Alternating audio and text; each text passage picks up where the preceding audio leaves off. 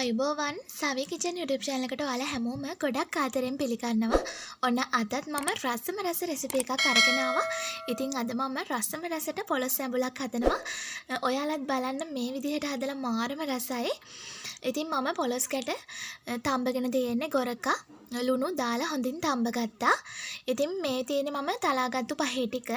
ඔන්න මෙතන තියෙනවා සුදුලුණු සාමාන්‍ය ප්‍රමාණයේ ගෙඩියක්, කුරුඳු කෑල්ලක්, ඉඟුරු කෑල්ලක්, කරපිංචා, කිනිත් එක කොළ, ගම්බිරිස් ඇට ටිකක්, එනසල් පොඩි කරලක් තියෙනවා.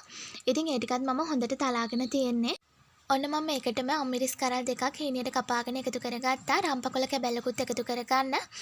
මම දැන් වෙනම භාජනයක් අරගත්තා. භාජනයක් අරගෙන ඒකට පොල් මිටක් එකතු කරගත්තා. පොල් මිටක් එකතු කරගෙන කොත්තමල්ලි තේ හැඳි දෙකක් එකතු කරගත්තා. ඒකටම සූදුරු තේ හැඳක් එකතු කරගන්න. හාල් මේස හැඳි එකක් එකතු කරගන්න. එකතු කරගෙන ලස්සන පාටකට එනකන් ඔයා පොල් ටික බැද ගන්න ඕනි. ඔන්න මේ තියෙන්නේ මම ගලේ හීනියටම අඹරගත්තු පහේ ගුලිය. ඉතින් මම වතුර ටිකක් එකතු කරගනිමින් පහේ ගුලිය හීනියටම අඹරගත්තා.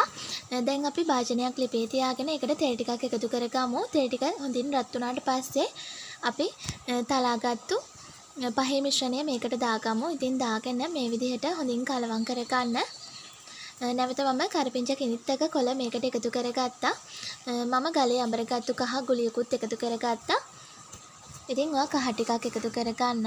ඒකටම මිරිස් කුඩු ටිකක් එකතු කරගන්න. තුන පහ කුඩු ටිකකුත් එකතු කරගන්න.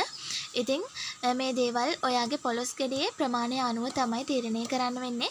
ඉතින් ඔන්න දැන් අපි අඹරගත්තු පහේ ගුලියත් එකතු කරගන්නවා. එකතු කරගෙන නැවත කලවම් කරගන්නවා. ඔන්න දැන් මම පොල් බෑ එක කිරි එකතු කරගන්නවා. පොල් බෑ එක මිටි කිරි තමයි මම මේ විදිහට එකතු කරගත්තේ. ඔන්න දැන් අපි තඹගත්තු පොලොස් කැට කෑලි ටික එකතු කරගමු. ඉතින් පොලොස් කැට කෑලි ටික එකතු කරගෙන ඔයා පොලොස් තඹ ගන්නකොට ඉතිරි වෙච්ච වතුර ටිකත් මේකටම එකතු කරගන්න. ඒකේ තමයි පොලොස් වල තියෙන නියම ගුණය තියෙන්නේ. ඉතින් ඒ ටිකත් අනිවාර්යයෙන්ම එකතු කරගන්න. ඔන්න ඔයා මිටි කිරෙන් උයා ගන්න හින්දා පොලොස් ඇඹුල මද ගින්දරේම උයා ගන්න, කලවම් කරගනිමින් උයා ගන්න ඕනි. නැත්තම් කිරි කැටි ගහන්න පුළුවන්. ඉතින් ඔයාට පුළුවන් මේ ටික හොද ටික හිඳනකම් සාමාන්‍ය ප්‍රමාණයට හිඳනකම් උයා ගන්න. ඉතින් ඔන්න ඔය විදිහට තමයි මම රසට පොලොස් ඇඹුල හදාගත්තේ. ඉතින් මේ තියෙන මම හදාගත්තු පොලොස් ඇඹුල. ඔන්න විශේෂයෙන්ම මතක් කරන්න ඕනි මාව subscribe කරපු ඔයාලව. ඔයාලට ගොඩක් ස්තුතියි, ගොඩක් ආදරෙයි. අලුතෙන් මගේ channel එකත් එක්ක එකතු වෙන කෙනෙක් නම් ඔයා ගොඩක් ආදරෙන් මගේ channel එකට පිළිගන්නවා. ඉතින් වීඩියෝ එකට පහලින් එන subscribe button එක press කරලා bell එකත් all කරන්න කියලා ගොඩක් ආදරෙන් ඔයාලගෙන් ඉල්ලනවා. අපි නැවතත් රසබර වීඩියෝ එකකින් හමු වෙමු.